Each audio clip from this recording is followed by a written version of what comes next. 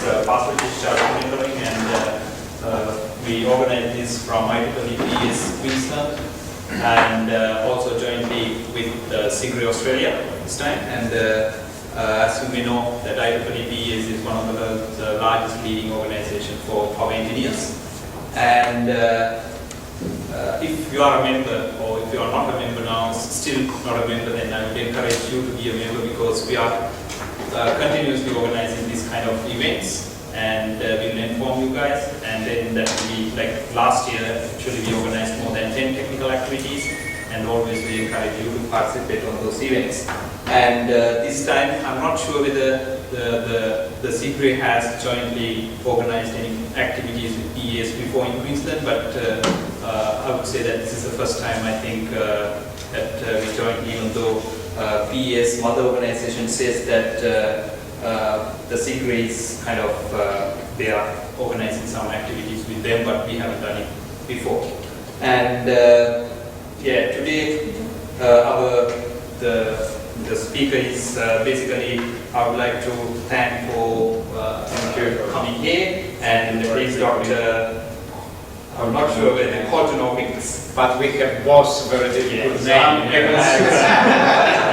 So we talked about it a short while ago, and he's from Omicron, working in Berlin, Germany, and working on PD for quite a long time, and he's in a couple of CIGRE committees, even as a secretary of two committees.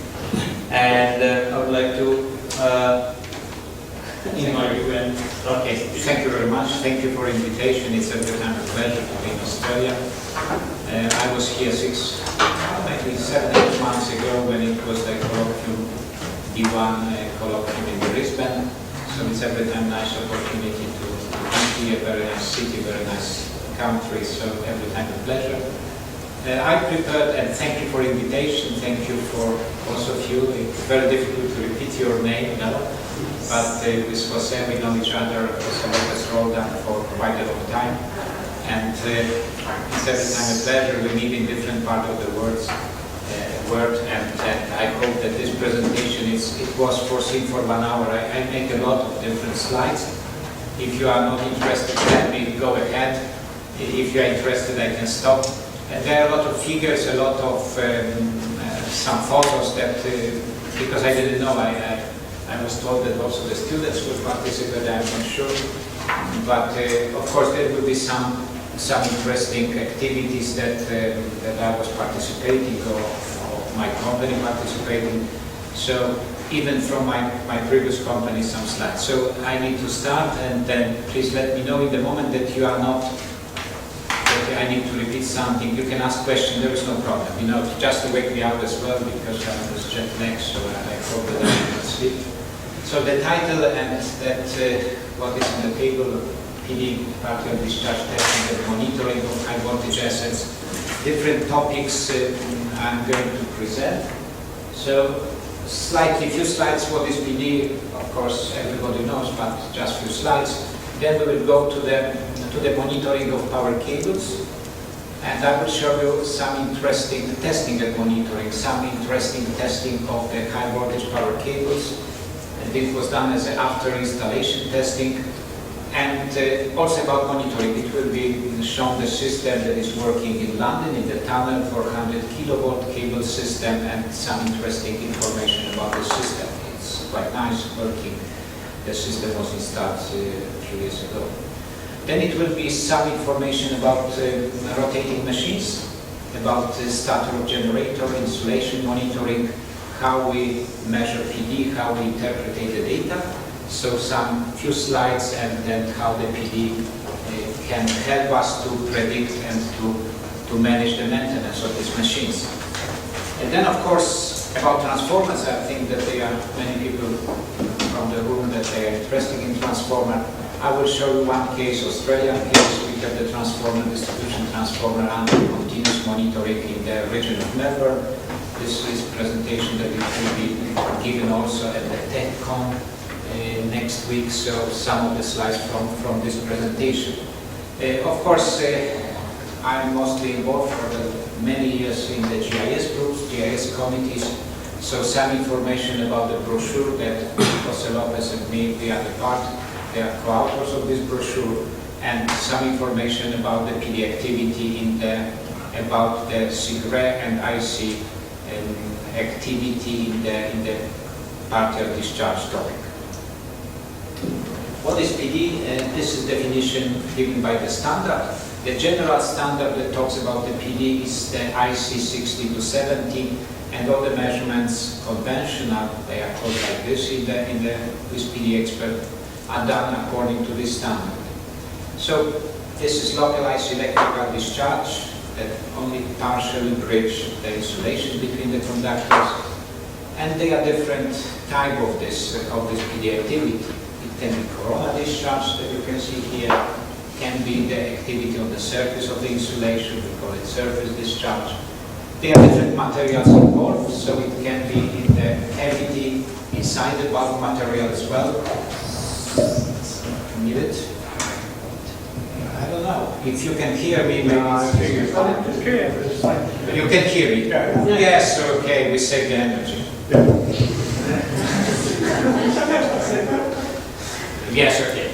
So there are different activity, different PD activity. It can be in the cable, and this is the example of the tree in the cable that starts from some ingress of the water. So different type of the PD activity. What is the result? The result, they are the failures, and sometimes it happens in the cable. When we open, then we see the activity inside the cable, close to the conductor. If we open the transformer, sometimes it's on the winding, between the winding. This is the PD. It works like this. It is we can inspect, we can observe this material if we open, but of course not every time we can go to the visual inspection, so we need to measure. We need to measure, and there are different methods of the measuring, and these methods are based on the phenomena. PD, when it starts to be partial discharge, we have different effects. There is electrical magnetic wave that is going around this place. This is localization of the PD. We have the acoustic wave that is propagating. We have the light that is going out of this place, and we have different waves. There are ultra-high frequency waves generated, and of course, different methods are related to this phenomenon. They are electrical, conventional, according to IC 60 to 70. I will show you a few slides what does it mean. We can measure in the ultra-high frequency range with special sensors. I will also show a few slides. And sometimes we can put acoustic sensor externally to the equipment, and we can also measure PD because the acoustic wave is propagating inside. There are optical methods when we measure the light that is connected to the PD activity. And we can also measure the composition of the gas, of the oil, that is come because of this activity. This is the slide when we measure PD according to IC 60 to 70 standard. There is very typical. This is the object. This is the coupling capacitor, because we need this coupling capacitor to measure. And we connect our equipment with the cables through the matching unit. Sometimes it looks like this. We need to have this coupling capacitor. We apply our equipment to then connect to this device. What is important? When we have the activity inside our object, when there is a void, when the PD starts to happen, what happens? The capacitance of this object is going up, is increasing. Very small increase of the capacitance. When this capacitance is increasing, the voltage here will drop down. And of course, when we have the coupling capacitor that is connected in parallel, this capacitor will start to balance this drop of the voltage. So we will have the passage of the current in this circuit. And this current that will go over here, we will measure by a very sensitive instrument. It's apparent charge, so we will measure. So it will be the charge that appears on the lid of our test object because of the increase of the capacitance. Of course, this increase of the capacitance is very minute, very small. So we need to have very sensitive equipment to measure. This is the object, here is the activity inside the insulation and the current that will go here, and the current should be measured. Of course, we need to block this part of the circuit because we want also to be a little bit decoupled from the external noise, from the part of our circuit. So there are different possibilities to create such kind of circuit. It was beginning of the 90s in my old company when I was able to measure PD at 910 kilovolt. This is the laboratory, and here there is the bottle of the gas, and this bottle has 2 liters, so you can imagine it's 43 meters. It was the laboratory in Milan, in Cesi, my previous company, and this was the measurement for the Italian 1000 kilowatt project. In the 70s, it was in Italy, everybody was talking in CIGRE as well, about 1000 kilowatt lines that will go through Italy, the longest country. So it was the justification that the production in the north, distribution and transmission should go to the south of Italy, and a lot of vision that 1000 kilovolts can help to transmit the energy in certain countries in Europe. There was a research center especially for this scope. It was in Suvereto in Tuscany, and some of the equipment was tested in my company for this scope of making this research project with 1000 kilovolt. It was a cable, Pirelli cable for 1000 kilovolt. It was GIS substation of Nuova Magrini. It was Italian company, and very nice transformer of Legnano, the ABB Legnano, for 1000 kilovolt. So it was a very nice project, and this test was done for 910 kilovolt. Here there are 2 transformers in cascade connected together, and 1.8 megawatt was able this cascade of transformer to produce. Connections to this test object, it was ending of this GIS, of the cable termination, and the voltage divider to take the measurement of the PD and take the measurement of the voltage applied. This was another transformer not connected, so we had this possibility to put both 900 kilovolt each unit, so 1.8 megawatt, and this connection with the special tubes to eliminate possibility of corona discharge. So very nice circuit, and 910 kilovolt was applied during the measurement. It was very difficult to get this kind of sensitive measurement for this equipment. In field, when we make the connections to the test object, we of course need to make it corona-free. So there are special rules what diameter of these tubes should be to not to create corona at certain level of the voltage. And my colleagues in my company every time use this special kind of table when we connect the cylinder with the board. So for the cylinder with this level of the voltage, we can use this kind of diameter of the cylinder, and then we will be sure that there will be no corona at this connection. So it's every time like this. Some example of different other methods, not conventional, because conventional method means the circuit, as I showed you before, but also the level of the frequency of the measurement. So when we measure, we need to make the circuit, and the measurement should be done up to 1 megahertz. If we go over this value, then we are not more conventional measurement. We are going to unconventional method. It's not nice word, but it's in the CIGRE groups, is used for the measurement that goes to the higher frequency, or the methods that they are like acoustics or wires. Here is the example of the measurement on the GIS when we use special sensor, UHF sensor, that is inserted inside the GIS. So we take the electromagnetic wave from the PD generated inside directly. So this wave propagated from the source of the PD is transmitted directly to the sensor. So completely different method. We are not sensitive to the current because of the increase of capacity, but we are measuring electromagnetic wave going directly to our sensor. These are acoustic sensors. These sensors are placed externally, for example, on the GIS, on the cage of the transformer. In the GIS, this sensor are used to identify the type of the source of the PD. In the transformer, they are mostly for the location. So these sensors are different type, acoustic emission sensor. They are piezoelectric materials, that they are sensitive to the vibration of the enclosure. They are placed externally, but they are also another way to measure PD is the microphones that measure acoustic wave propagating outside of the test object. This acoustic measurement on the GIS are very sensitive. I tested, I think, more than 100 substations with the sensor, and we can detect very small problems inside. I have a few photos. Now we will, from this beginning and the general slides about the PD, we will go to different assets, and I will show you maybe starting with the cable monitoring, testing and monitoring, this PD monitoring of the cables. There are different methods. They are medium voltage cable, high voltage cables, and they are different material.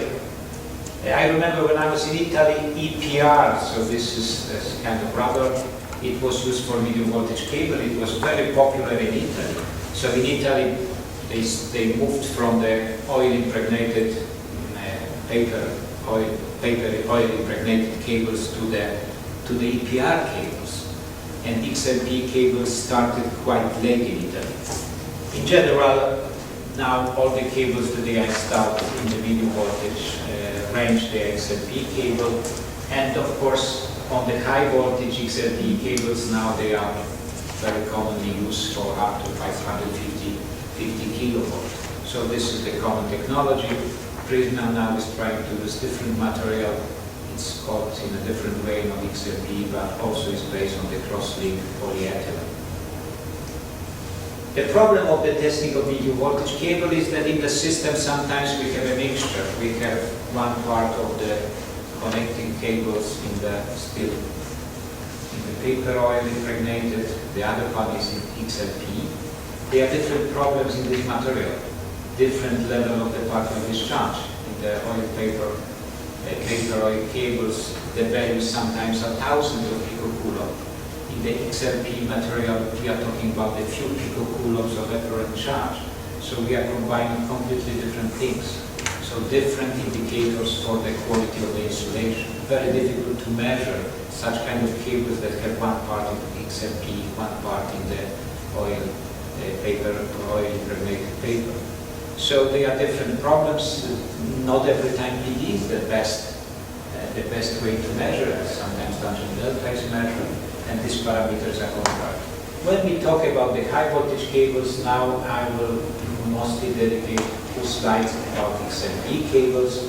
And these cables, they should be tested in the moment when they are installed. Why? The cables are checked at the factory. And generally there is no problem with this cable. They are very good, tested, transported to the site. But on site, these pieces of the cable, sometimes 500 meters of XLP cable or 1,000 meters, they should be connected together. When we connect this cable, we need to make accessories, so we need to make joints, we need to make terminations. And these accessories give us sometimes problems because the people make it inside, make some errors, and most of the problems on this XLP installations are coming from the accessories. So we need to test this cable after laying down the cable, and we apply the voltage. They are different standard permit to apply for 24 hours, a little bit higher voltage than the operating voltage. But there is also another possibility to go a little bit higher with the voltage only for 1 hour. And of course, it's very nice when partial discharge activity can be monitored during this test. So in Germany, most of the installation of the new cables are tested with when voltage is applied to the PD is measured. There are also a lot of different documents that suggest or recommend different test methods. Here we can see IEEE guide for PD testing of the cables. but they are also the brochure of CIGRE. The CIGRE brochure have every time the number is 182 to 97, they are from 2006, 2001. So different groups of CIGRE, when they make the activity for 3-4 years, at the end they prepare the technical brochure. It's not a standard brochure, it's only a recommendation. When we go to IEEE or to IEC, it takes a few years when these technical brochure indications go as a standards, but then appears the standard. I will start talking about the pre-qualification of the cable. So some of the utilities, especially in the 90s, these are the tests done in my previous company for BEVAC. BEVAC was the utility in Berlin. After reunification of Berlin, it was a lot of problem to connect the system in the west-east part of the Berlin. And the decision was that there will be no overhead lines in this big city, but all the connections will be done by underground cables, 400 kilovolt cables, some of them are in the tunnel in Berlin. And utility BEVAC wanted to know more about these products. So they asked 6 different manufacturers of the cable to give them a piece of cable from this far up to the substation of GIS that is here. These cables were put underground and the voltage was given to the termination, and this was the test done for 2 years. So for 2 years slightly higher voltage than operating was applied. PD were measured in the tunnel in this cable, and 6 manufacturers tried to show that their product will resist this higher voltage and they will not show any PD. Every 6 months the cable was switched off from the AC voltage, and the lightning, not exactly lightning, but the oscillating pulses were applied to the cable. So it was every time such kind of verification of the dielectric with this test, and then another 6 months, another 6 months. When we were going to the canteen, we only observed how the connections to different cables started to disappear. It means the problem on the cable, and then this cable was out of the voltage. So these are the connection from the termination. This was the source, the transformer that was giving the voltage, and this cable were underground placed. This was the joints, and the PD was measured on the joints. It was one German company that measured the PD. It was 94 to 97, and it was measured also remotely. The data were taken. This guy that measured, he paid in this, I think, only for the telephone connections in this year, I think 13,000 Deutschmarks, so around 20,000 euro. And he said that it was the best invested money of his life, because he was asked later for a lot of consultancy, a lot of different tests. I will not tell you the name because now it's my competitor. Now it was Power Diagnostics from Germany. So this was the test done as a pre-qualification. These tests are still valid. Sometimes utility trying to organize such tests because they think that it's better than the routine testing, than after installation testing. And it was also the problem that there was no source of the voltage 15 years ago or 20 years ago. No big source of the voltage that the big cable installation could have been tested. But now it's possible. And this is the example of the case study that my colleague used Omicron equipment for this testing. Because of that, I will show you how nice the PD measurements can be done for the big installation. This was the cable in London in 2005, 20 kilometers cable system. And the test should be performed at 280 kilovolt. And it was requested 240 ampere for this test. So a lot of power. And of course, they are resonance test circuit for such kind of testing. So we put in the resonance the equipment source of the power source together with the cable capacitance, and changing the frequency, we put inductance of the system together with capacitance of the cable to make this measurement at so high voltage. This is the standard, and here you can see the cable. The tunnel has 3 meter in diameter. There are a lot of tunnels in London, and this tunnel of 20 kilometers was really one of the first one, and this measurement were performed. It was connecting 2 parts of the London, and with different depth of the tunnel, the length 20 kilometers. It was few shafts on the cable that you can see. And the cable was 2,500 square millimeters copper conductor, and it was foreseen to pass 1,600 MPa through this installation.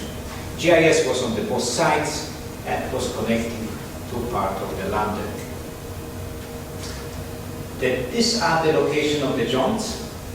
There is 1 kilometer between them, so it's a lot of distance. In UK they use 1 kilometer, but the limit of the cable between the joints of 400 kilovolt is mostly related to the possibility logistics of the transport of these drums of the cable. They are very heavy on the roads, not every time is permitted. But in UK now the distance is coming up to 1,100 meters. And this is inside the tunnel. And this we needed to use 3 resonance reactors because they should be put in parallel, because one guarantee only 80 ampere. When we put them in parallel, then we can guarantee 240. This was the cable capacity, more than 4 microfarad, very difficult to test. And still in other resonance reactors to put 30 kilovolt more, because this guaranteed to 54 plus 30, it was close to the value of the testing. And this was these 3 generators. They are like normal containers. So a lot of effort, a lot of money also involved in such kind of testing.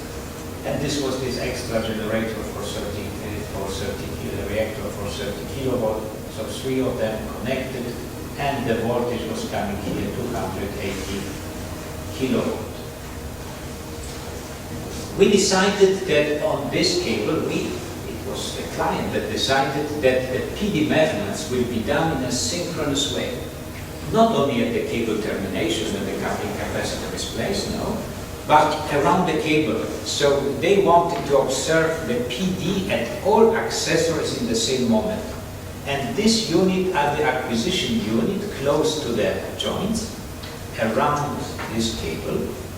And they are connected with fiber optics, and this guaranteed that the synchronization was in the few nanoseconds, and we could have observed on the computer activity on all these joints in the same moment and termination. This unit, maybe you know MPD 600 units, now is a silver one. It was the old version black one, and they were tested on the floor before we went to the different location just to see the battery and everything is working. Calibrator was also applied here, but it was only the test before it was applied. And with this cable, my colleague tried to verify how the PD signal will be attenuated going through this cable. It was a very good opportunity. Not every time we can test the cable, the calibration, this pulse of the PD through the cable. So the cable, the pulse of 500 picocoulomb was injected to the one part of the cable, and this was the pulse was observed along the cable. So it was possibility to observe the pulse, its attenuation. This diagram is a little bit with different scale here, but you can observe how the pulses are propagated. If we look at the one location, then we can see that this pulse at the beginning going for the, and here we can see the reflection. But this reflection, it means that the pulse went to the first joint and came back. So we can observe how the pulses are attenuated inside the cable. And this is the visualization of the PD, PRPD, on each joint and each termination, both of them and each joint. So this PRPD diagram that normally observed only on one computer, one PRPD diagram for the test object, it was all connected together on the screen. And if the measurements were performed at 600 kilohertz of the central frequency, we could have observed the pulse. This was not exactly the pulse, it was the piece of wire attached to the conductor, and with the voltage of 30-40 kilovolt, we can create a corona on this piece of wire. And the wire was attached to one termination. So when the corona was activated at the beginning of the cable, this corona was observed on all accessories along the cable up to the end. But we make the measurement at 600 kilohertz. When we changed to the 6 megahertz, the attenuation was so strong on these frequencies that after 5 kilometers, the pulse started to be very low. So changing the frequency of the measurements, we can be more selective, but we cannot observe along 20 kilometers. It means attenuation is quite strong. So this was the method to observe the PD at the same moment along one phase of this cable. So this was done in 2005. This is example how this small half-millimeter metal part in the joint, but it was not found in this project, it was found in another location, make this kind of PD pattern. So it was very low value. And when we measure on this cable, we have the converter, so the converter noise is also visible. So this is some result that sometimes very small defects inside the joints can be seen. And this is the measurement in New Zealand by my colleague last year. Different level of the cable, 220 kilovolt cable, shorter one, 8.4 kilometers, and only one reactor was able to give the power to this cable because the testing is at the lower voltage level, and of course the capacitance of this cable at 8 kilometers compared to 20 kilometers is much lower. So this is the generator, the resonance test setup. This is connection from the resonance test setup to the cable termination. The test after installation tests are done phase by phase. So we have only one phase of the cable that is attached. Sometimes there is enough power for the lower voltage level and we put the cable in power, but this is for the lower level.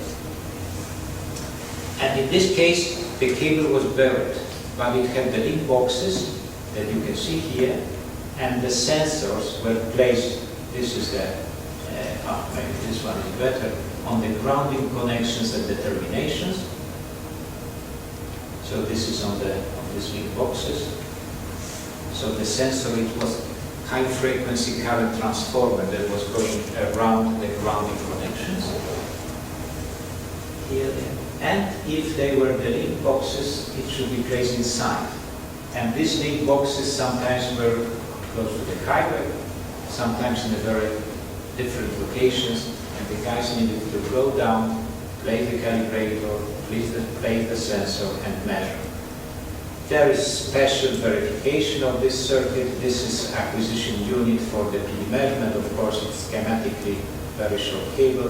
This is the sensor going around this shield of the cable, and this was it remained at all the link boxes at the termination, and it was the same test. The voltage was applied, and the observation was done on all the units. And here, all the background noise was registered. There was no PD activity on all the joints. So each diagram gives the visualization of the PRPD diagram along the cable. But this was for the after installation. We can also measure partial discharge with the cable that they are in service. There's no problem. We can access the ground link connections. So this is when we put the sensor around these grounding connections. If the cable is not so long, we can connect the sensor at the one end of the cable with the other end, so we can measure PD and observe PD at both ends of the cable in the same moment. This can help us to localize. This can help us also to see the attenuation of some problem inside. These three units, when they are inside this box, there is 3-channel acquisition unit, and the computer can be connected by fiber optics, can be even 1 kilometer from this acquisition unit. Fiber optics will not attenuate the signal. And this is the example of such measurement. The cable is working. We can place the sensor around the grounding connection, and we can measure. How the PD activity looks like. They are special PRPD diagram. I think you know them very well. We can measure on 3 different phases, and this equipment permits to give us the 3-part diagram. I will explain it later when we go to the rotating machines. So we can have a special map of all the points of PD activity, that they are related to 3 different phases, and we can look each concentration of the points will be responsible for different type of the problem, of the PD problem. So we can select one area and we can replay this complicated and discharge by external noise measurement only for this small area. So it's kind of feature that permit us to go and observe different problems that they are sometimes overlapped by external noise. Of course, the system also permits to take a trend of the value. There is another software giving the monitoring of the PD value, but this can be done in time, in a longer time, so we can observe, for example, for hours, we can observe for days, we can leave the equipment close to the cable if we have some suspect. If we suspect that PD activity is not continuously shown but intermittent, so then we can observe how it is in time.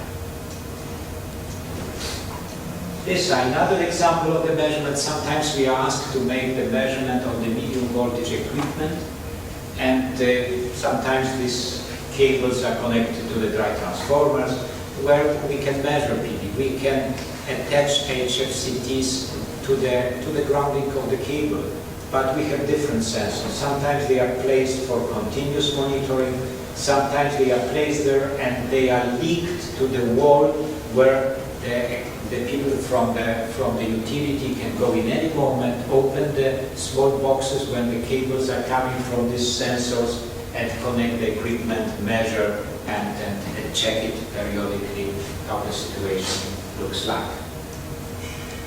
Now we will go to the continuous monitoring of the cable, and it seems to be complicated, this diagram as a Friday afternoon, but we have, this is cable line, and we were asked in London Tunnel to put the system that should measure partial discharge activity, but also oil pressure of the oil in the cable termination, and there are special surge arrestor ship voltage limiters on the joints of the cable.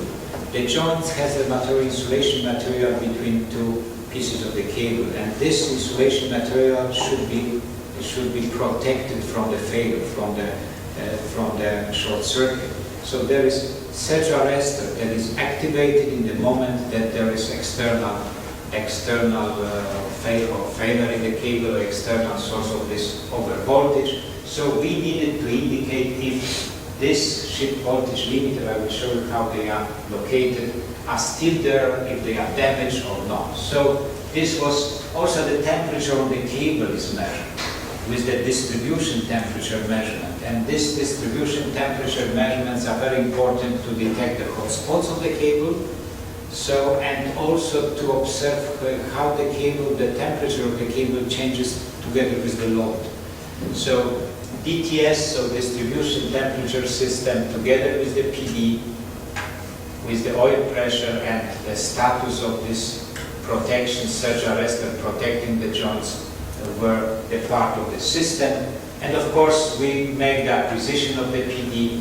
We should denoise the signal from the external disturbances. We measure them in a synchronous way. And of course, we need to identify the defect. So we will look at the trend analysis. We need to make localization, to make some risk assessment analysis. But of course, for risk assessment for the utility, they are also important other parameters like environmental aspects, outage cost, operation experience, everything. This is the part of the risk assessment evaluation. Another tunnel in London that we placed the system is still 3 meters in diameter. It looks very similar, but it was only 10 kilometers, and the cable level of the voltage was 400 kilovolt. It's a P cable, and different sections of the cable, but going up to 1,100 meters. This cable looks like this, and these parameters were monitored here. I told you about. But continuous monitoring system is quite complicated in this case. This is termination, this is the joint, so each accessory has 3 sensors and a first acquisition unit, PD acquisition unit. So these are the groups, joint 1, 2, 3, up to the N, up to the 8, and then termination. On the termination also oil pressure is measured and the signal comes to the acquisition unit.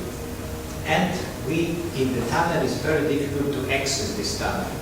In London there are a lot of problems to work in the tunnel, a lot of safety courses, a lot of safety aspects, and it was sure just from the beginning that when we will place this system it will be very difficult to control and go and observe. So we tried to make the system in a quite reliable way. So this acquisition unit in the 3 joints, the signal was going to the concentrator.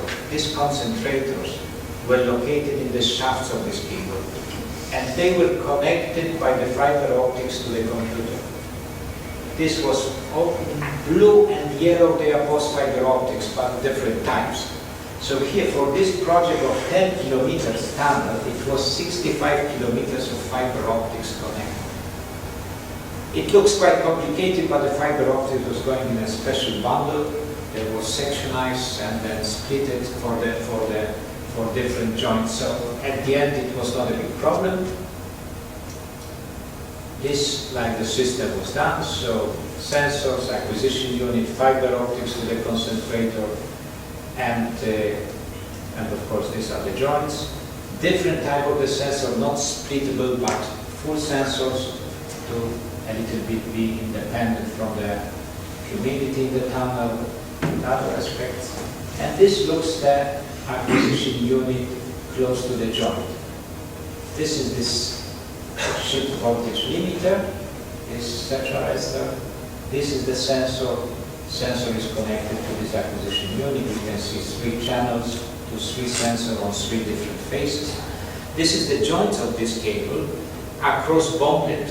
So each joint changed the shift of the cable to the other phases just to limit the voltage and dispersion on the cable. So these were the element of the system that were placed in the tunnel. There was special protection layers on the joints, so very difficult to access these sensors again. And this system was placed 2.5 years ago, and we didn't have possibility to go and observe how it is, so there was no access. Because sampling rate, so it's sampling rate. Sampling rate, but the size should be very large. But it's not this problem, because you know the propagation here we have 64 megasamples, but for this acquisition unit was also 125, so it depends. That means the data size, you do the continuous modeling, right? Continuous modeling and the data size will be very large. Enough information. No, the data size. Yes, but you know, when you monitor, because you measure with the MD600 maybe, yes? No? No, we also use this HPC. Yes, and size very key. But you know, it depends what kind of data you will transfer. If you will transfer the scalar values, there will be no problem. Because at the end you transfer the scalar value for the first. When there is possibility to stop the system and go to the deeper investigation with another type of the software. So for monitoring is the question how frequently you will take the data and what kind of data you will transfer. I think maybe you will transfer these statistic operators. Yes, but you know, in some of the monitoring we need to understand the utility is performing the measurement once every year now. For example, offline measurement of the transformer. If we start to continuously monitor, we don't need to do it every 2 seconds. Mm-hmm. So, you know, some of the values can be like verification of this voltage limiter is done once per day. So it's not necessary that we check it every 10 seconds. Sorry, I just destroyed it. So this was the part of the system. On the termination, the boxes was placed close to the termination, connection to the sensor. And here in the tunnel, there was no way to have the 220 volt, like in Europe, for the power of the unit. So, because the tunnel, for the safety reason, cannot have the source of the voltage. So we needed to, in some way, to guarantee the power to our acquisition unit. So we made the inductive power supply that was placed around the main cable. So it was enough to have 10% of the power on the cable to have enough power for our units. It was 20 watt the unit, so it's very small consumption. But we needed to place this and to design this inductive power supply, and also the location. It was minimum 6 meters. If not, inductive power supply was disturbing our measurement. So this was done for this project. And for the checking of the status of the SVL, if they are there or not, we used our system. There was no special hardware projected, because normally when the sensor is here, sensor takes the pulses of the PD that they are propagating along this shield of the cable. So normally it works like this, sensor detects these pulses. But we wanted to be sure that we wanted to check the existence of the SVL in this system, sending the pulses from this unit through the sensor to the system. And if the search, if the, no, here no indication, these are these limiters, voltage limiters.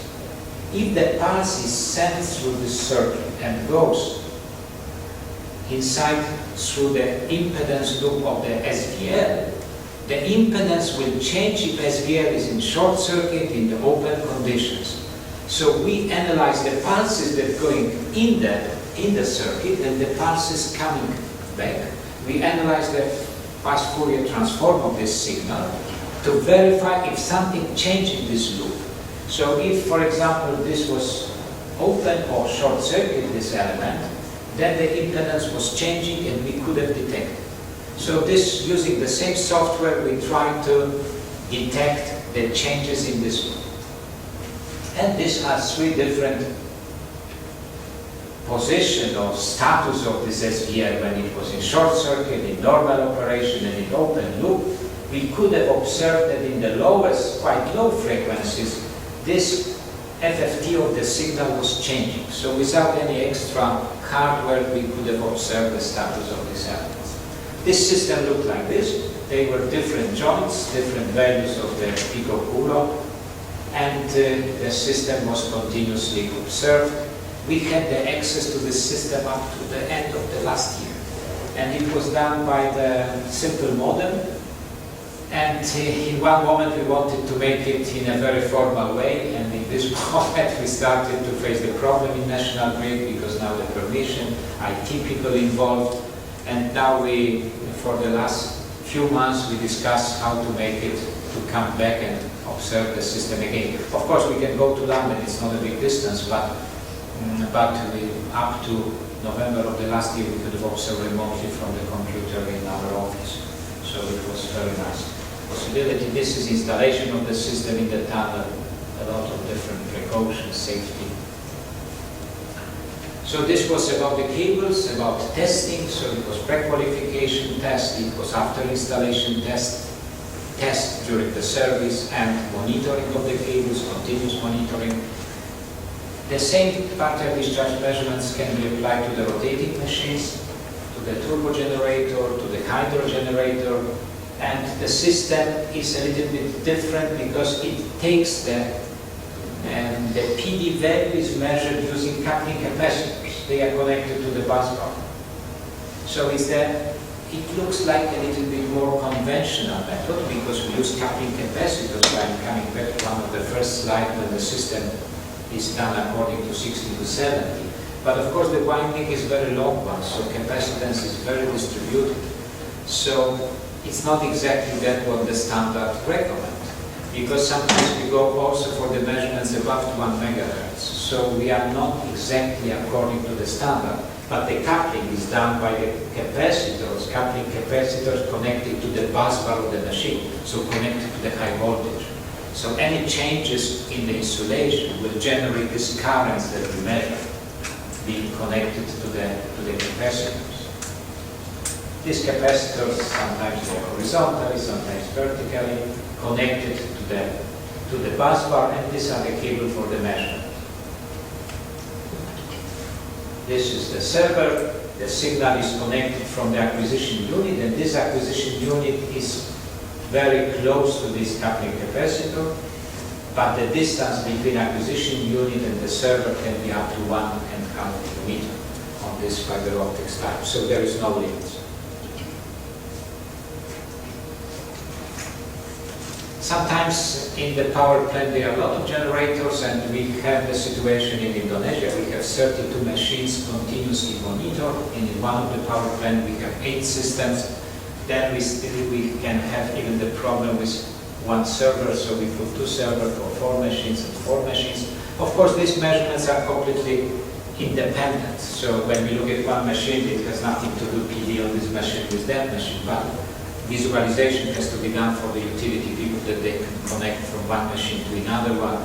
We can also a little bit change the user interface to observe the situation on different machines in a different way.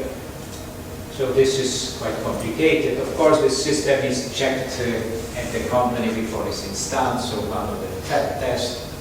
These are another couplers. The size, of course, depends on the voltage that is here. All of them are connected directly to the bus bar. These are the bus bar high voltage. And the cable for the measurements are placed around the wall. Acquisition unit very close to this machine. And the cable connections to the system. Visualization can be different. When we observe, we click here, we observe the PD on each machine. How these PD measurements can be observed, and what kind of advantages we can have from this kind of measurement.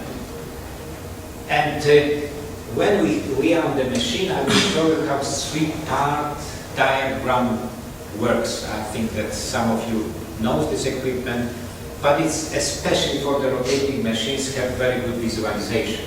We measure PD in 3 phases of the machine. But the PD that is localized in one place of the machine, it makes electric field is distributed to another winding, to another phases of the winding. So we have electric, we have magnetic field, and when we measure in 3 phases, our system permits to measure in 3 phases in the same moment. Same moment, it means in a very short time, we measure the same pulse of the PD in the phase when it is generated and his crosstalk in the other phases. So we take, not exactly, but let's say magnitude of this pulse in 3 phases, and we know that, of course, when the pulse is the highest, it means it's generated in this phase. His crosstalk will be smaller. But when we have the external noise going to 3 phases, it will have similar value. And this is the base of separation between the external noise and different problem inside. These values observe pulses in 3 phases. This is the pulse when it is generated. We measure these values in the same moment, and we put on a diagram, it's a plane diagram, and we make the sum of these vectors. And we have the point. When we have the external noise propagating to 3 phases, the values should be similar because it comes from the external world and goes to the 3 phases with the similar value. So when we will put the sum of the vector, the source will be around the center. So when we create such kind of diagram, we will create the pulses that they are related to the external noise somewhere in the center, but the others, localization of these points, will be responsible for different type of the problems. This diagram is created in an automatic way by the instrument. So complicated measurements of the machines. On the machines, after a few months, you have the PD. It's questioning how the level will increase because there's different problems in the machines. There are also the external dust that is generated. This also creates certain discharges. So every time the PRPD diagram in three phases are very complicated. We create automatically this PRPD diagram, and in the post-processing way, we can separate a concentration of the point. So we assume that this concentration of the point is responsible for different type of the problem. And we can replay this measurement, but only for this area. And we have certain discharges. Of course, the very good expert will identify it also here, but when we separate, it's quite nice to visualize. External noise, very regular pulses, and another type of the defect that is here.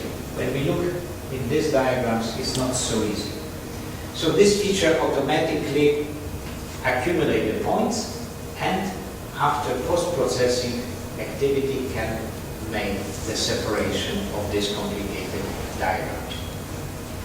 On the base of this one, we also try to make automated recognition of the problem, but of course, to recognize the problem, we need to create a database that will have a lot of examples.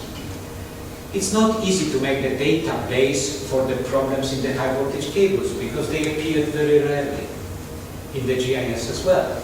But in the rotating machines, with the measurement and with a lot of experience on different machines, on the tool, on the CIGRE, we can create a database, and every time when we make the PRPD for a new machine, when the problem appears, we can refer to that one in that database.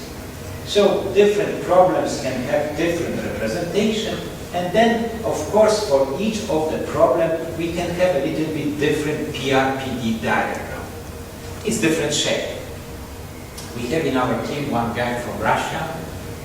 Before he was involved in Russia to recognize from the satellite different objects on the Earth. And now he look at the PRPD diagram, at least during his 8 hours work. What he's doing after, we don't know.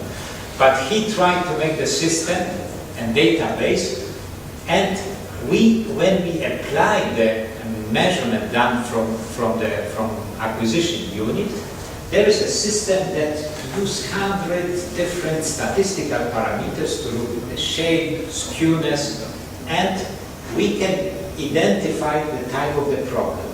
On the left part is this complicated statistical mathematical evaluation of the shape of the pattern. On the right one, we use this knowledge-based analysis. So we start to identify what is expert looking for. So expert is looking at the diagram and looking at the positive and the negative polarity of the voltage, looks how the PRPD diagram appears at zero of the voltage, at the maximum of the voltage, which phase is bigger, positive or negative. And we can identify different way of this knowledge analysis. So sometimes there are 9, 7 different bonds. So we look at the polarity, we look at the position of the phase of the voltage, and we compare this statistical evaluation, mathematical, with the evaluation of the expert. If on the left part, this type of the defect here is called MS2, with MS2 here is the winner, then we can say that we identify the problem. But of course, everything is related on this part to the database that we have.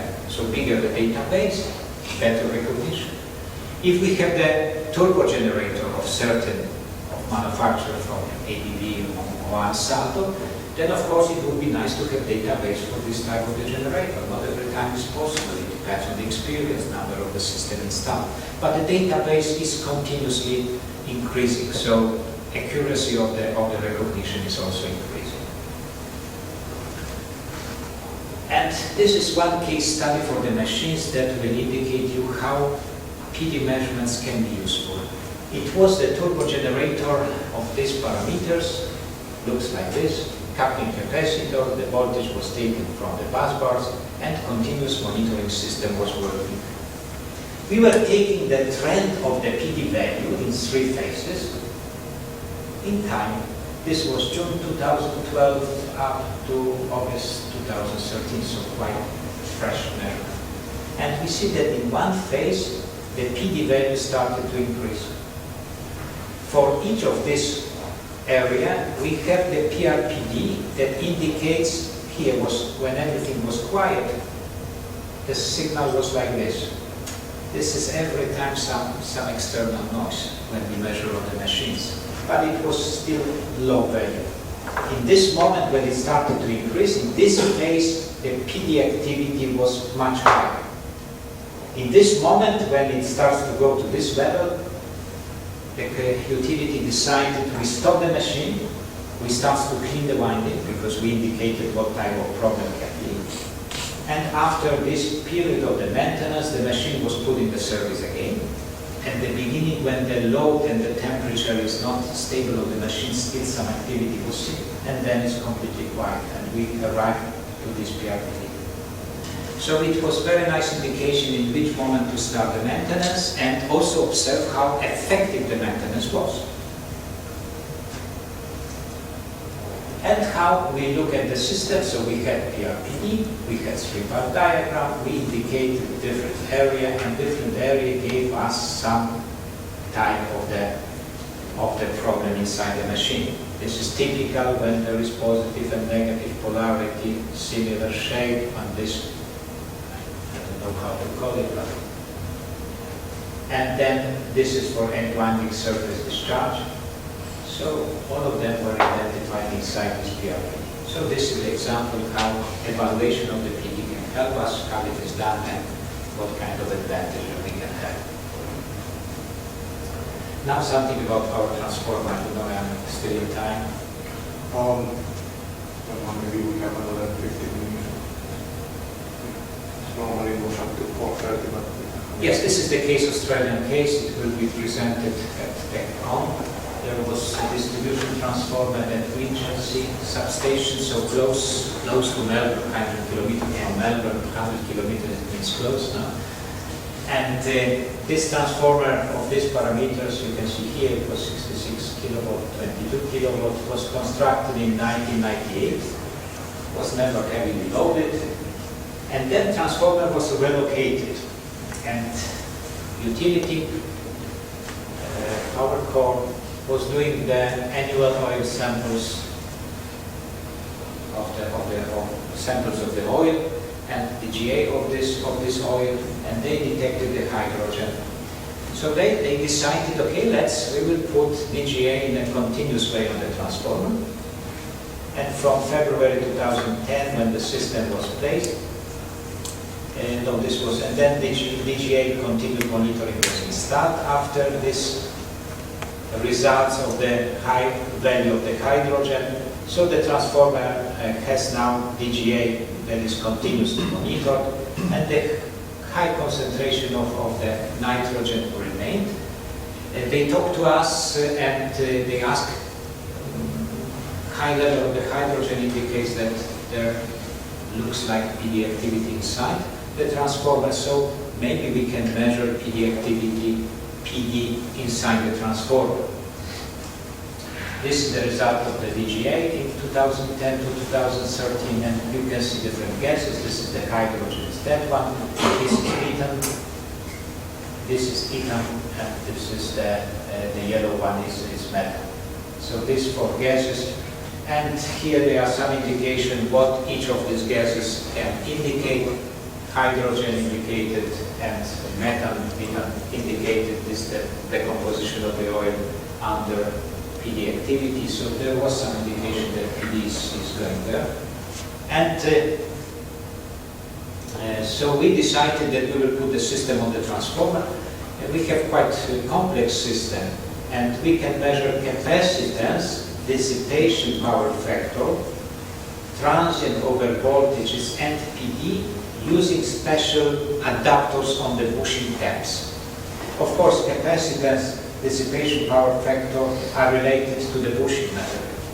But the PD measure at the bushing tab is measuring PD not only in the bushing, but in all the transformer, in the winding. But it's not enough. We also placed UHF antenna in the oil drain valve on this transformer to measure PD also with the other method. So not only this conventional type of the measurement on the bushing tap, but also with the UHF antenna directly taking the signal from the transformer. This system looks like this. So when we connect to the system, we have the PD, voltage, average charge, capacitance, dissipation factor, also the temperature, because tangent delta measurement should be, of course, adopted to the temperature of the oil. It should be okay, of the bushing temperature. We measure externally, but it's maybe some approximation, but we need to have the temperature. And of course, it was the problem what kind of measurements to perform. And when we measure tangent delta and capacitance, it's important if we will compare the bushings between them. Of course, they are the same manufacturer of the bushings, so we can compare the bushing measuring the current between them, or we can compare two transformers that they are located with the similar type of the transformer, but of course it should be similar manufacturer or the same manufacturer,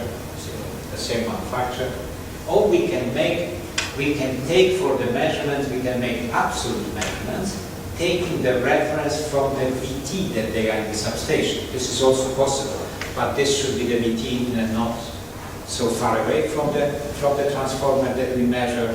So absolute measurements, of course, they have the best value because we have the voltage of the system and we can measure exactly the current. When we compare the bushing of the two different transformers, it's every time the risk that if they are aging in the same way, we will never observe this one. If we measure between different phases, so between different bushings, we are also sensitive to the changes in the voltage in different phases. It is like this. This voltage changes. It's not exactly the same, and this can make some problems. In this case, we measure from the VT that was close to the transformer. How the system looks like. These are the bushing adapters. They are placed to the bushing taps. They have special protection because if the tap is open, it cannot remain open. So we can make the measurements, but it's protected from the moment that it will be some cable broken, and so the bushing will be protected here with special protection. There is the oil drain valve that is in the upper part of the transformer, this special case, but it was nice here because we know that the activity, PD activity, was in the upper part of the transformer between the bushings and the winding. So we had very comfortable situation that the antenna was very close to the source. And of course, acquisition unit is close to the cage of the transformer, and here we have the server, and we have the modem, so we can connect from the office to this transformer in any moment. This is the VHF antenna that was placed inside. This is the part that is going inside the valve. This is acquisition unit for UHF. This we can measure up to 2 gigahertz range with this antenna. These are the part and the connection to the computer, but here even the server, the computer was very close in this unit. And some results. This is the result of the measurement of the capacitance. This line, this was the changes of the temperature, of the humidity, and this is the capacitance of the bushing. So everything was below the level of the alarm. The level of the alarm are coming from the standards for different type of the bushings. They are set by IEEE and IC standard. For the capacitance, we know that bushings of different voltage, rated voltage level, have different number of the layers. So if, for example, something happens inside the bushing, one layer is short circuit. So we know that if we short circuit one of the layers, this can be the percent of the capacitance that will be changed. So this was the level to be put in the alarm. And then we look at the UHF measurement. So the measurements when they are done at the bushing taps and with the antenna that is inside. So if the problem is inside the transformer, of course we will measure with all of them. if this will propagate to this location, because everybody of you that perform UHF measurement knows that the location of the valve and antenna influence the sensitivity of the measurements, of course, because the signal should propagate. There is attenuation, there are reflections inside of the transformer, so it's not so easy. But it's another method, another possibility to look if there is external noise. These measurements with the UHF sensor are less influenced. Of course, there are some high frequencies that will appear, like mobile, like radio, but they are quite well identified on the signal. But measurement on the bushing tap is not so easy. External noise is in general very high. And we measure the frequencies around 1-2 megahertz. So we are very much influenced by the external noise. So both measurements can help us to identify if it's an external problem or internal problem. Of course, the values are different. When we measure with UHF antenna, we measure in the milli, the microvolt. When we measure here, we measure apparent charge value. Values are different, but look, the shape is very similar. This example of one problem inside the transformer. So in these cases, we are not looking at the value, but we are looking at the shape, at the pattern, and this can help us to identify the problem. This was the trend of the PD value, three-part map, PRPD diagram influenced by external noise, situation in three phases. And with the use of the selection of the different area of concentration, we try to identify different problems inside the transformer. So these patterns are related only to this small area. And of course, in each phase, we will have the influence. If the problems is inside the transformer, it will be different crosstalk to different phases. So when we observe the diagram, we also look at the correlation to the phase of the voltage to be sure if we really measure close to the phase of the problem. So we look at many aspects on these diagrams, but the correlation to the phase of the voltage gives us some security that if we identify the phase that the problem is close by, then we look at not only at the maximum value of the pattern, but also to the correlation. And these are the UHF measurements. It's very easy to identify the radio, because we know the frequencies, around 100 megahertz, GSM, so around 900, below 1 gigahertz, and this was the area of the internal PD. When we have the sweep of the frequency of the UHF signal, then we can go with the cursor to one of the central frequency. We can identify this resonance frequency, and then we can observe PRPD diagram for this particular frequency. We can also shift the bandwidth. So this is the normal procedure. Take a spectrum, go and try for different frequencies in this area to verify what kind of pattern we can observe.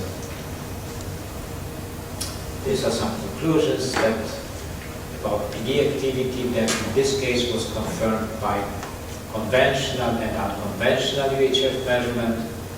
We use this multi-channel evaluation technique to look at the separation of the problems and separation of the internal problems from the external noise. And this transformer we will measure in 2 weeks' time. We will try to localize with another system acoustic sensors around the cage. We try to localize the source and the location of the source of the PD. We will do it online. And we will see, and this transformer will be open. I think still the opening is foreseen for this year. Something about the GIS, just to finish my presentation. These are the parameters that can be monitored in the GIS. So mechanical, electrical, and of course partial discharge is one of the parameters of these dielectric parameters that can be measured. And we can use different methods for GIS. This was the CIGRE brochure, 525, that after many years of discussions and discussion in a different group of the people, a lot of people involved, And this was the group with the people from different manufacturers, ABB, Siemens, Areva, and not so many utilities. Jose Lopez was the representing Australia from PowerLink. In this moment I was representing Austria. You know, I changed my country according to the membership. Actually, that working group, when we started, it lasted for 11 years. So I started with the UK, Yes, then yes. representing Belgium. I was still in the Italy, With then I moved to Austria, then to the Sometimes, Germany, yeah. Germany, Austria. Yes, Yes, some of the very long people, time. it's, you know, they are now in the Hawaii Island, retired, you know, or working as a consultant, maybe more probable. No.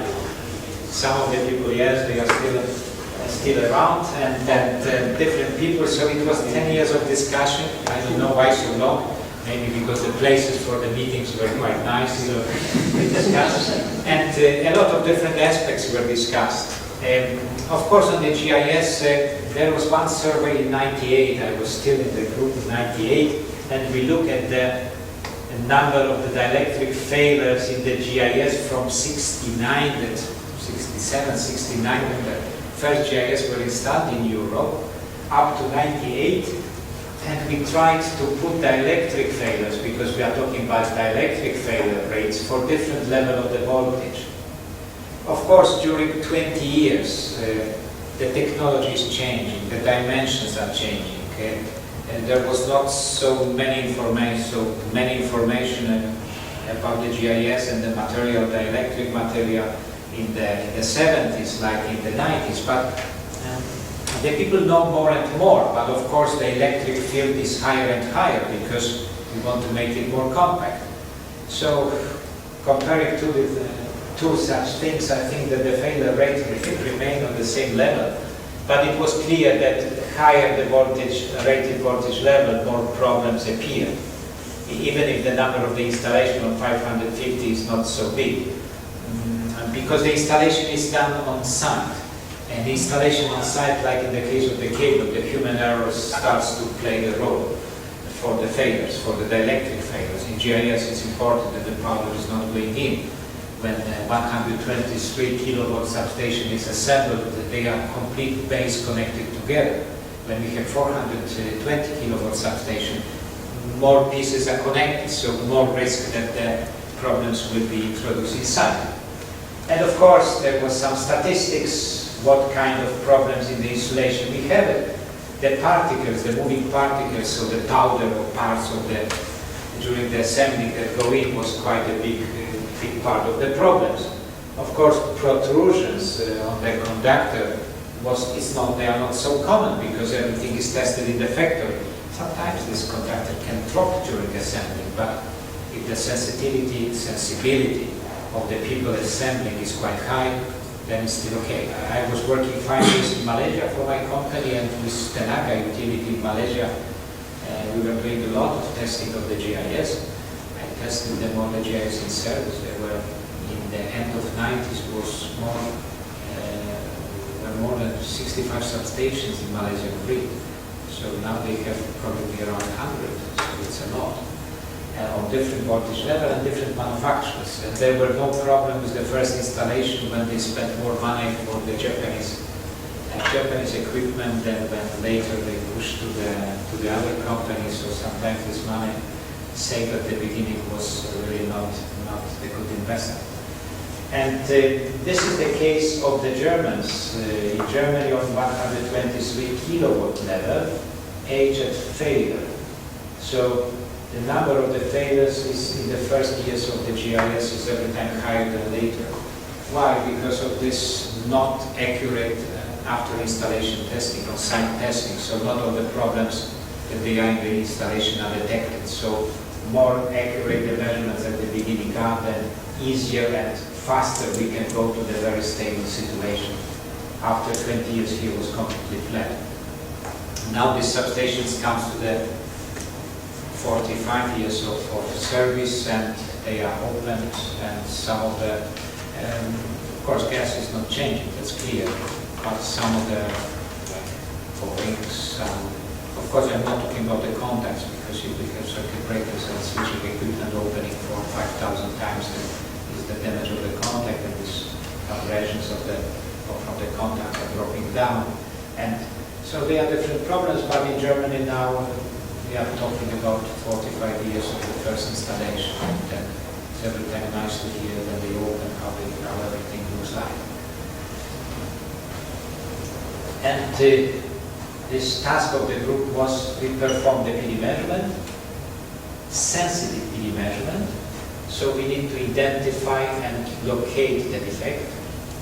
We need to estimate dielectric failure probability, because at the end, what is important for the utility, they can measure PD, but this value, practically it would be the best to measure how is the dielectric wisdom of the equipment after 20 years.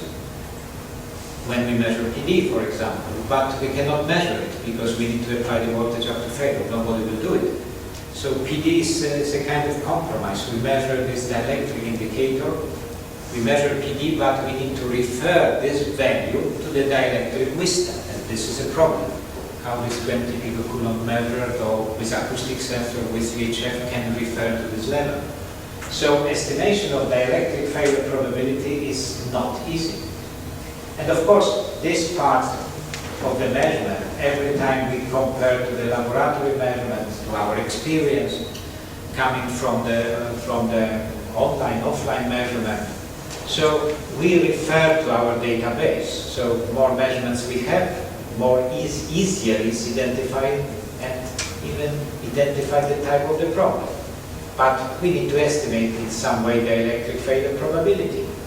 And of course, at the end, utility make risk assessment, but risk assessment is not only performed on the dielectric failure probability, but also about the consequences and estimate these consequences, how important substation is, what will happen if we will have the failure in this place.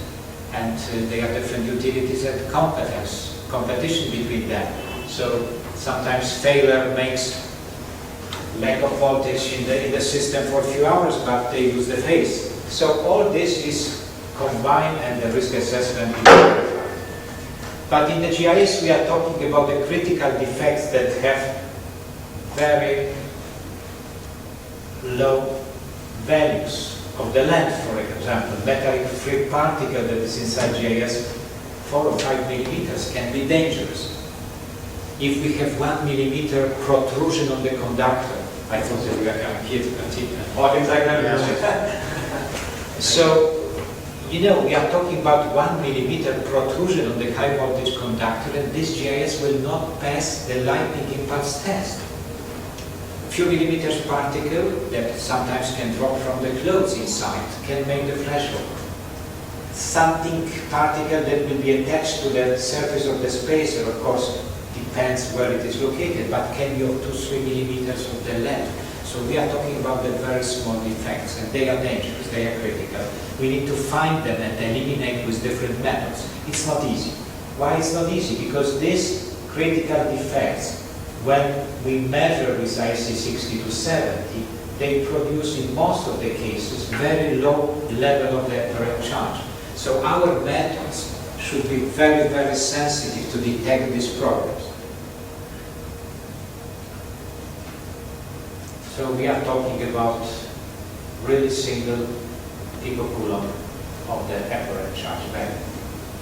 What kind of methods we use? We use, like I described before, ultra high frequency, acoustic, optical. We even take the composition of the gas. But with the decomposition of the gas, it's not easy because it depends on the volume of the gas in the compartment. These problems of PD activity will distribute inside the gas, so bigger the compartment, it will be less concentration, and in some of the compartments of the GIS we have desiccant when there is opening of the arc or switching equipment, so it takes the decomposition. How this UHF sensor looks like? One of them I showed you before, but they can be inside the spacer. This is the spacer connecting two compartments of the GIS. The sensor is inside. This is sensor placed inside the GIS. This is a DB sensor inside. There is the copper plate, support sometimes from the resin, and here is externally we connect with the cable for the measurement. conductor of the GIS is in this location.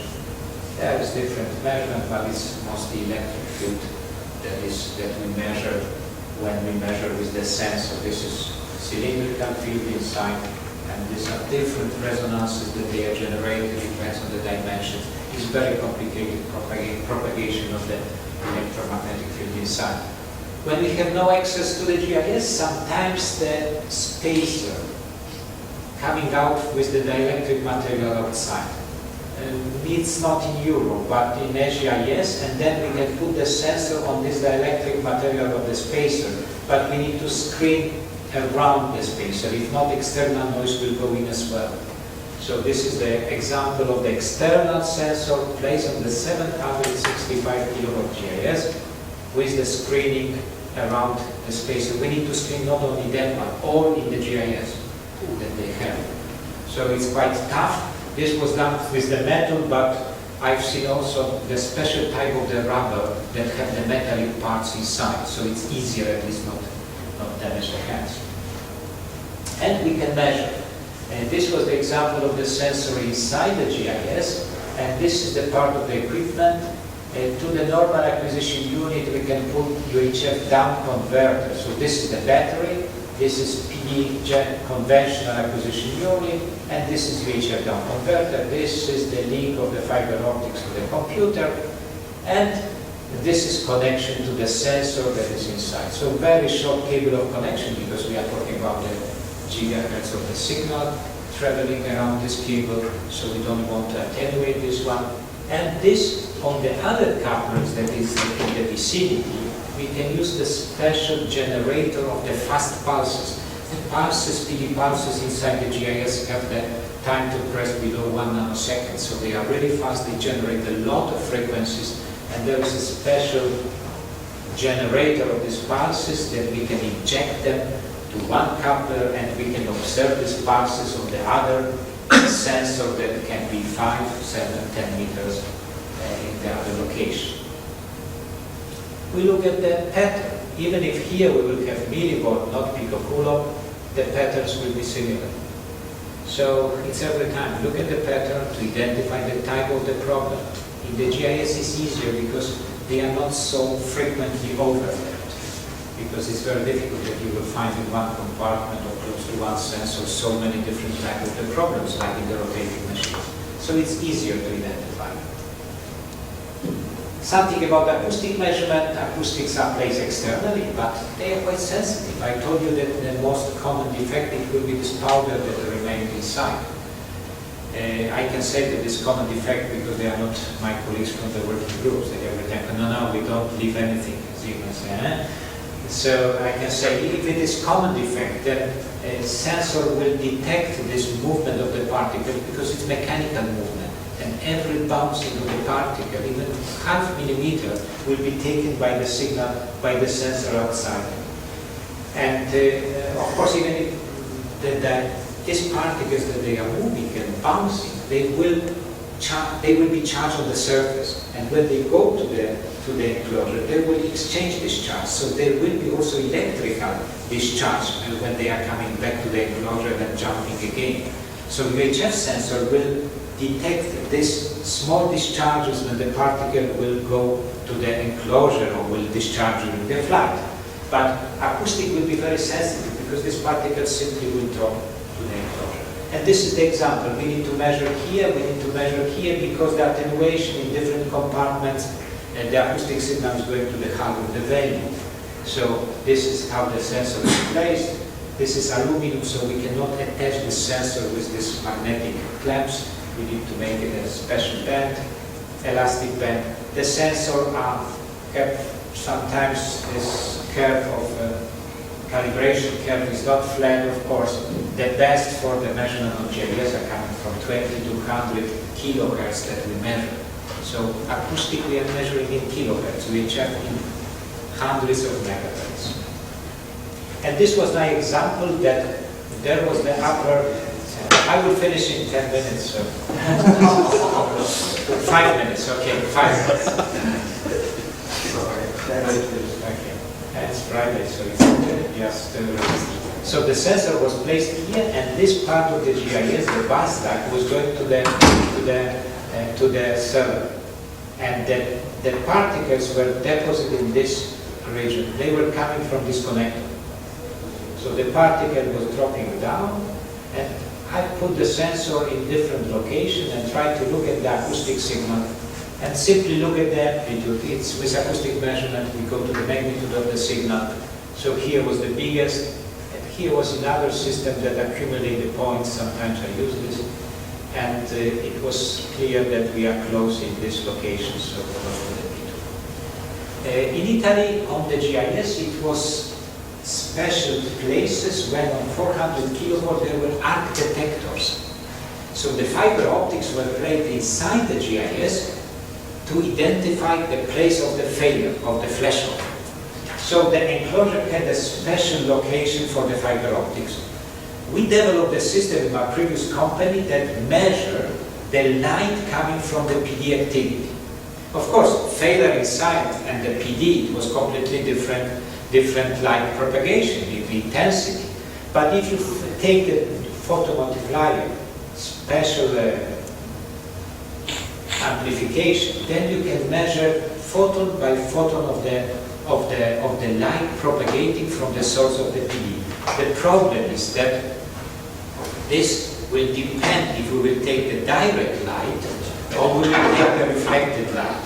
So the sensitivity of this sensor inside, of course, depends how the surface is done, how this is the reflection done, and if we will go with the distance, it will drop down. But this system was developed, it works in one, it worked in one of the substations. I'm not sure if it was applied for the other one, but this was detecting the light, so differences. Okay, this is the example that when we measure, identify the problem, we need to make the electric failure probability, combine with the consequences and make the risk assessment.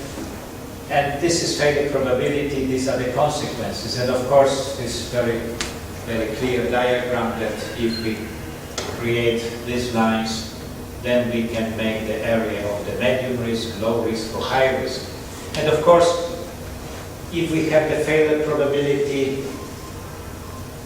in the same failure probability in two different substations, for example, GIS substation, when the consequences are different. Maybe one substation is more important than another one. Maybe this will make the more problems when the energy will be not delivered. So from the same failure probability, we can go to different region of the risk. So if the consequences are more numerous, more bigger in one of the substations, we can say that we need to eliminate immediately the problem. If the consequences can be lower, we can, for this failure probability, we can keep it inside. So there are different rules. These are some conclusions for the GIS measurement. So of course the PD should be done in a high sensitivity. If not, we will not reach the target. So every time is based on the assumption that we will measure with the high sensitivity. We use different methods, and of course sometimes we combine the methods. Not only one can be nice and can give you all the answers, but we can combine them with acoustics or conventional with whichever. These are some of the groups that they are working in the PD field in CIGRE. So we have mostly the one committee with different advisory groups. For the advisory group 03, we have this one that was finished with this brochure 525. We have still the 125 working that should finish the activity this year. It's a review of UH7 acoustic PD detection on GIS. There is a new group that started PD measurement at DC voltage. The chairman is Michael Moore from Austria, and this group started, the first meeting was this month. We have also the group D137 when we talk about conventional and unconventional PD testing, and this is related to different assets. And I think this group should also finish the activity is PDE transformer. So these were a few groups. We have also in the IEEE, in IC activity, this group finished. We have now the standard. This group, it's not a standard, it will be specification for measurement by electromagnetic and acoustic method. The next meeting will be in 2 weeks' time. I think this is the draft we're discussing the national committees. I'm in this group, and the meeting will be in Dresden in April.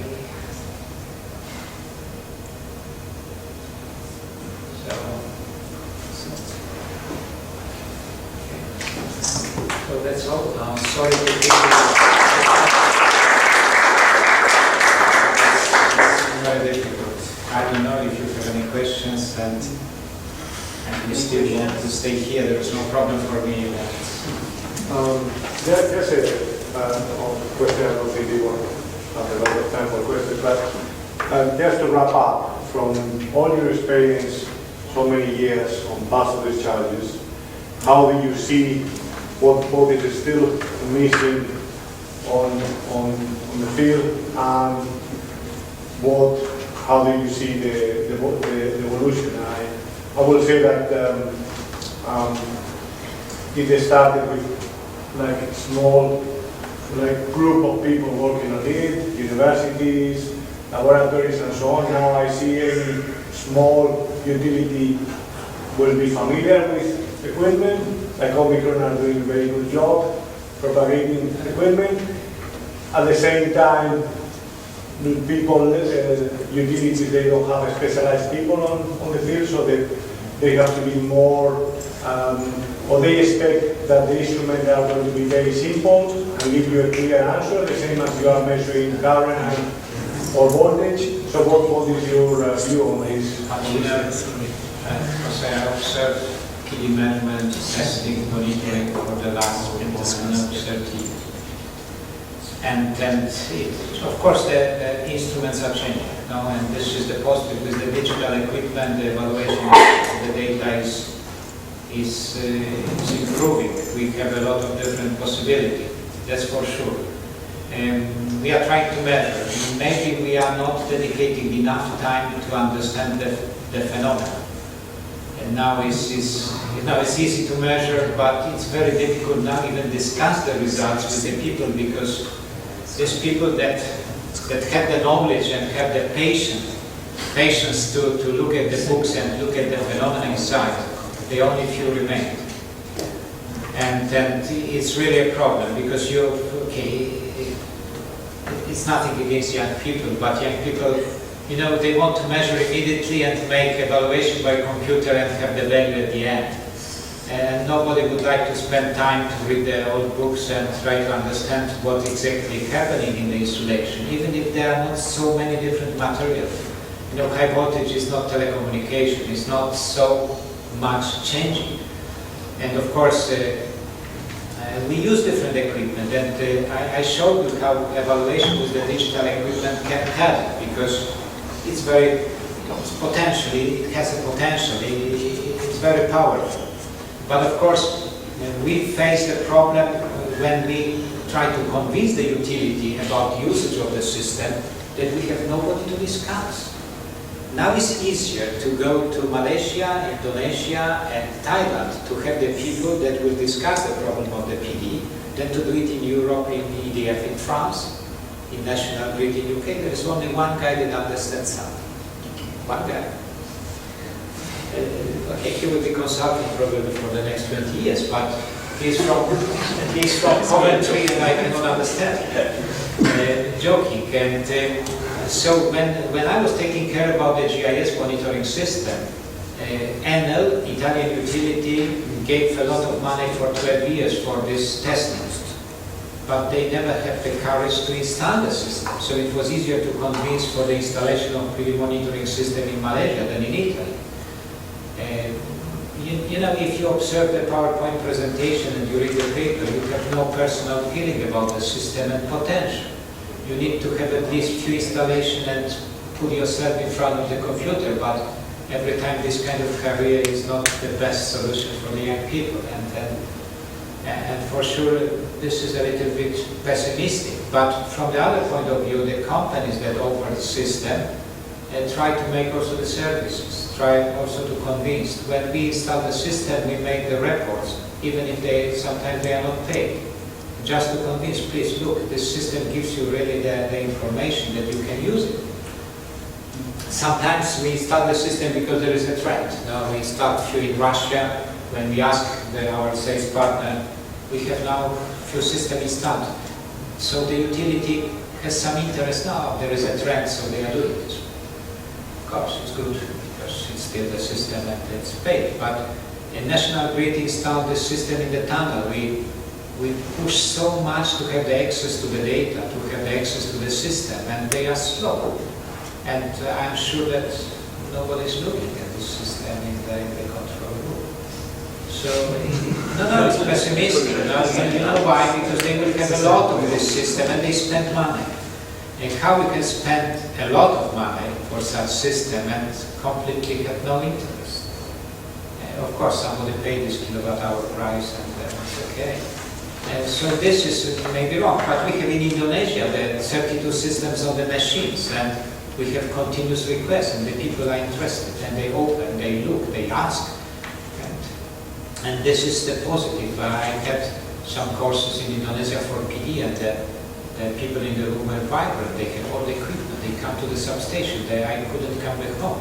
They keep me for the more than the training courses lasted. So this is positive from the other point of view. And of course, different assets, different problems. Sometimes you install the system because there are some failures that you cannot understand, and there are some money. In Italy, there were a group of the people in the utility. They were condition and monitoring teams. Very good people because a lot of experience. From one day to another day, they told them, we finished this activity. And nobody took care about the knowledge. This is also pessimistic. And okay, all these people came as a consultants. they cost a lot of money, but the knowledge is not coming in is not remaining in the company.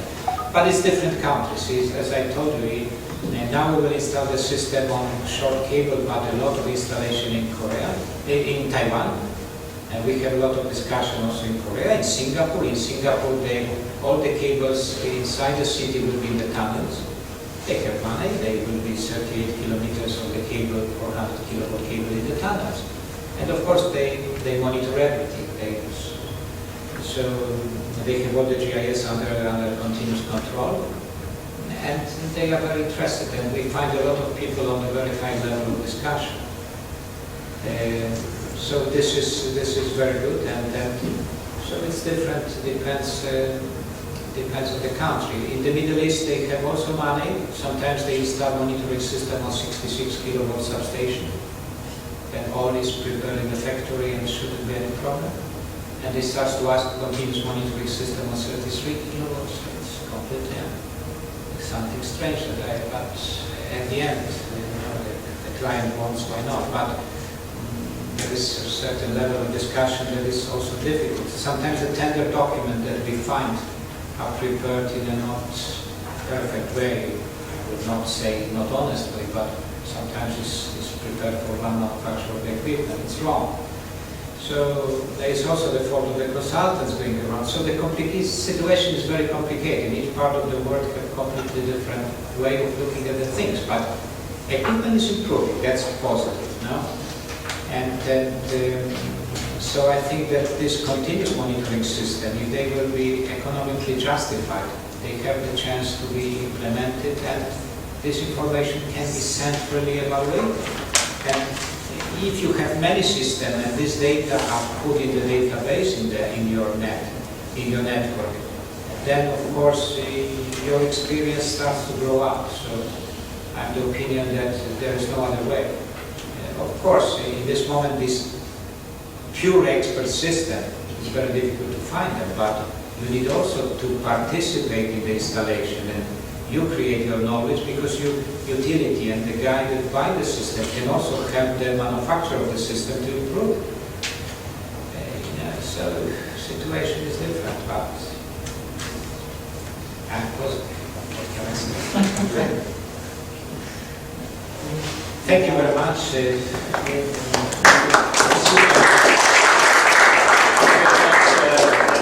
You can every time contact me if you want more information. You need to copy this email. Sorry for my family name, but it's difficult to change it. But but I will answer for sure. I think we will get the copy of presentation from you. That's true. And then I'll put it in both IEEE The and only CIGRE. problem is that you have to remove the name of the company, because IEEE Yeah. is for advancing technical Yeah. productivity.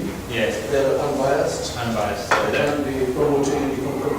Yes, so but at least I can give it to CIGRE. No, you can, but you Yeah. have to remove the. Yeah. yes, you know, of course, I use the one that I have prepared because if not 100 slides, if I need to change it, will cost me No, that's more. no problem. But Yeah. I didn't use inside the slides. It's Yeah, and also like always when money comes that we have a small gift for IEEE for your thank you. In the same color than the background. so there is a lot. Thanks.